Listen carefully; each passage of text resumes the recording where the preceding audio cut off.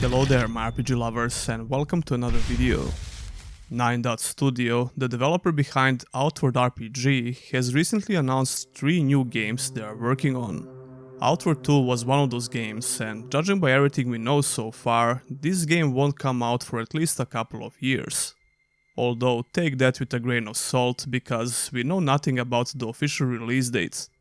In the meantime, I realized there was a playable demo that 9-Dot Studio prepared for PAX East. Being a huge fan of the first game, I immediately tried to contact someone from 9-Dots and try to get my hands on the demo. They were kind enough to send me the demo, and what's even better, they allowed me to make a video about it, so here we are.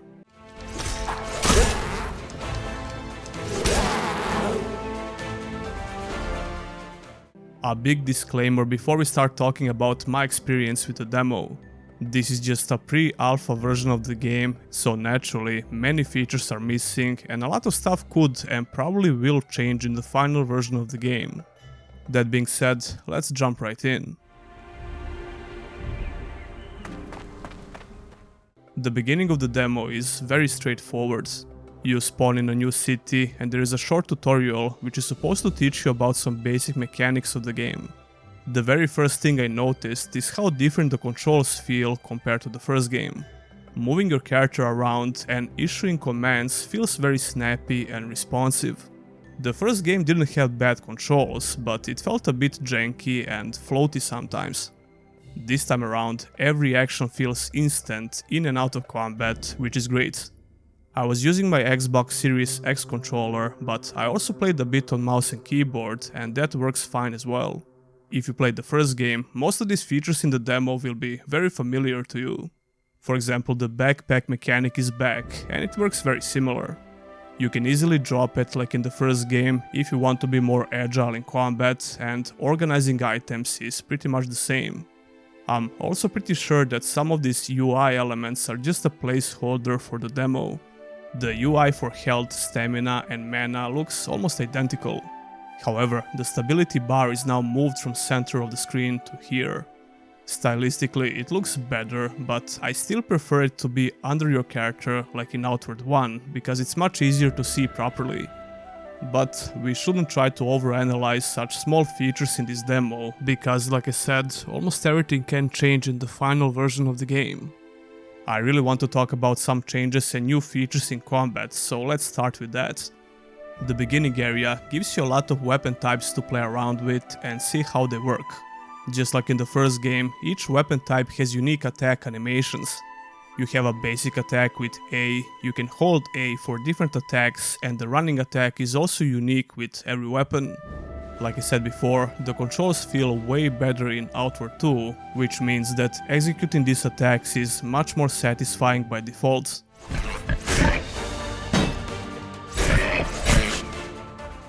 Speaking of special attacks, I love the running dagger attack, which is also a dodge, basically.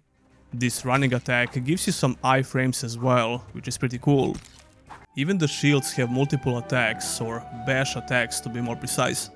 You can perform a regular bash by pressing X or hold it for a running bash attack. In Outward 1, you would have to purchase this ability from a trainer. One of the major changes and improvements in the sequel is how some of these abilities work. 9-Dots included a lot of abilities from the first game in the sequel as well, but you'll have them by default. So I assume they're going to include some brand new and more interesting abilities to learn from the trainers. Including some of these weapon abilities by default makes the combat moves with all weapons a bit deeper and the player gets more options from the very beginning.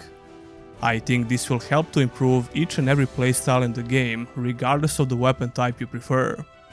As we could see in the trailer, we finally have a proper dual wielding mechanic. You can easily equip 2 one-handed weapons at once. What's even more important, you can seamlessly combine attacks from the main hand weapon and the offhands. The default key for using the offhand attack is X. So you have A and X for basic and unique attacks, and you can combine them in a lot of ways. It's simple and easy to understand. Those special running attacks that I mentioned also work great, even when you combine 2 different weapon types together. You get so many different attacks in your arsenal when you're dual wielding, especially when you equip 2 different weapon types. Overall, I think people who like playing dual-wielding builds in RPGs will be very pleased. I'm not a huge fan of this playstyle personally, but after learning how it works, I'm definitely going to try it out. Which I did, in the demo at least. If you're wondering about how blocking works while dual-wielding, well, it's pretty simple.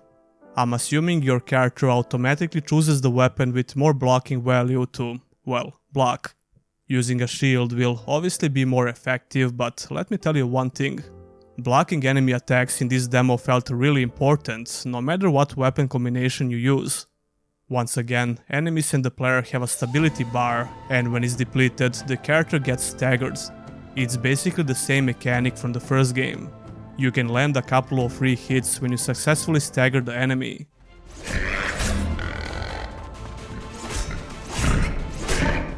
The sound effect for blocking is pretty beefy as well, and sound effects in general are much better than the first game.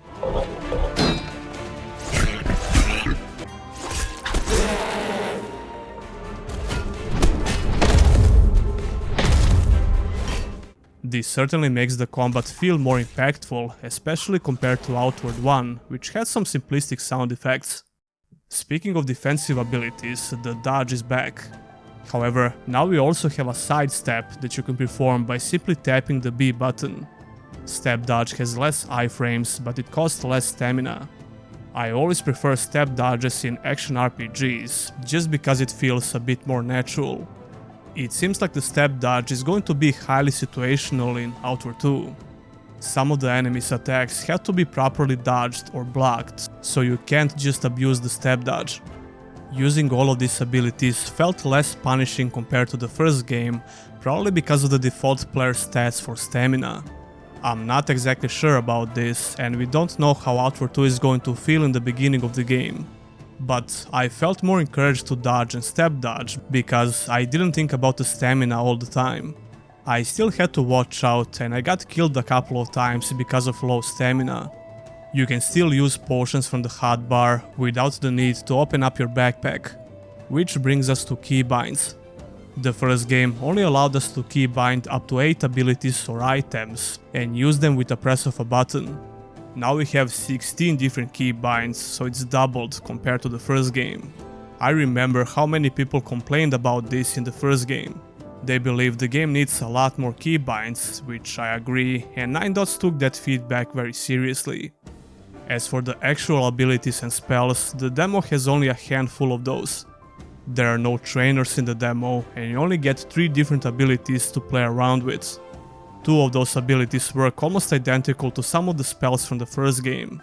You can create a fire sigil and use spark ability to cast fire on the enemy as long as you stand within the fire sigil. There is a charge ability as well with a very long range, and it's pretty cool to use.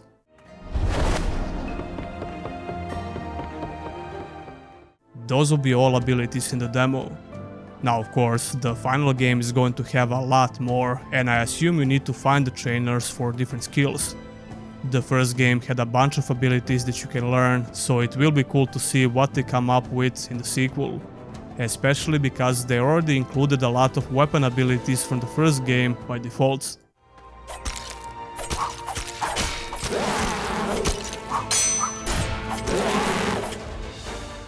The map you get to explore in the demo is much larger than I first thought. It seemed linear at first, but it opens up as you progress a little bit. I mean, it makes sense to make a more linear zone for the purposes of the demo, but let me remind you that Outward 2 is going to have a huge open world. This demo area have more than a couple of unique things to see and loot. The crafting and gathering mechanics are back, and they work pretty much the same. You need various materials for crafting weapons and utility items. Even in this very limited vertical slice of the gameplay, the progression feels very good. You start off with iron and steel weapons, but if you pick up items along the way and do some exploring, you're quickly going to be able to make better weapons.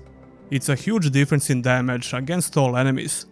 The crafting system is still very basic in the pre-alpha version, but there are some recognizable options from the first game. You can scrap some items for materials you need, like bandages or wood from weapons. But the best weapons in the demo can be looted from some well-hidden containers.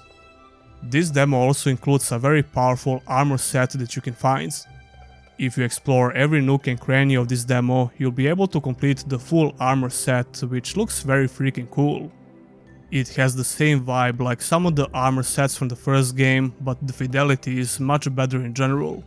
Some areas in this demo are obviously not finished, but I'm pretty sure that this is supposed to be the player's house in this zone.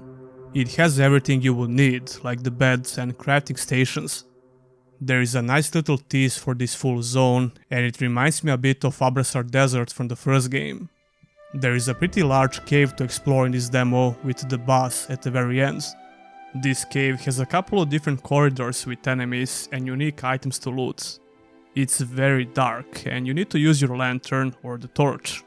The lantern will be huge, just like in the first game, but the torch is also pretty cool because you can use it as a weapon and dual wield.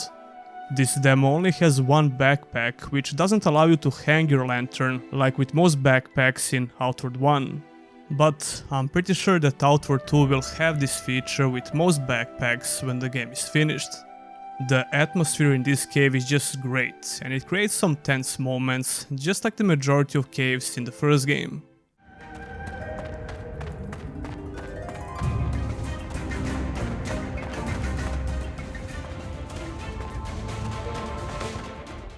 The whole area in the demo has this bee and honey vibe, and most enemies follow the same logic, as well as the final mini-boss.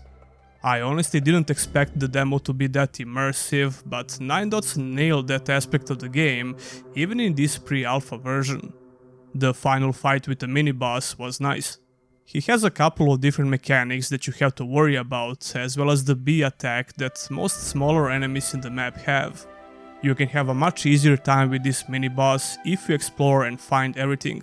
That's a great and subtle way to let the players know how important it is to prepare yourself before you go and explore dangerous parts of the map. But overall, this is a pretty simple mini-boss. Although I'm sure we can expect some great boss fights in the sequel, just like in the first game. The boss drops the final piece of the armor set, by the way, and this is where the demo is supposed to end. There are no save files in the demo, so if you die, you go back to the very beginning.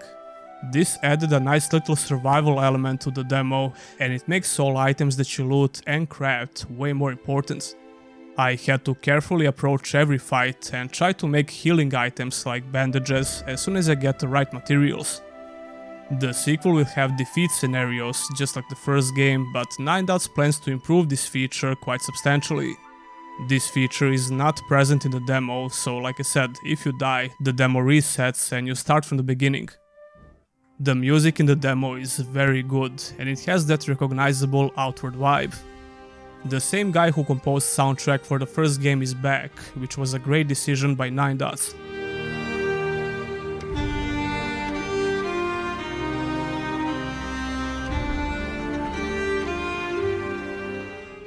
The music was a huge part of Outward's exploration and immersion, so I'm glad that 9dots is well aware of that. Exploring this new zone in the demo creates a recognizable Outward feel, and the music is a huge reason for that. Even though the demo is missing a lot of features, it certainly doesn't lack the immersion, and the music is a huge reason for that. The visual style of the game is very similar, even though 9dots switched the engine from Unity to Unreal. I think I'm going to wait for the full version of the game before we start talking about the visuals and more technical side of things. And I think that would be everything I wanted to cover about my experience with the demo. I am very grateful for this opportunity, and I can't wait for the full game to come out. Playing the demo only makes it worse for me because now I really want to play the full game, which won't be possible, at least for a while. If you ask me, 9dots could easily use this as the official demo for Outward 2, maybe not now, but in the near future. They could just add a couple of more features and maybe release this on Steam as the official demo, because I think people would love to see that. And the feedback from players could mean a lot. Anyway, you can expect me to cover this game when it comes out, that goes without saying. Tell me, did you play Outward 1 and did you like it or hate it, and why? Leave a comment down below. Don't forget to subscribe if you like the video. Many thanks to all of my channel members and Patreons, and if you want to become one, all the links are down below. That will be all, and I'll see you in the next one.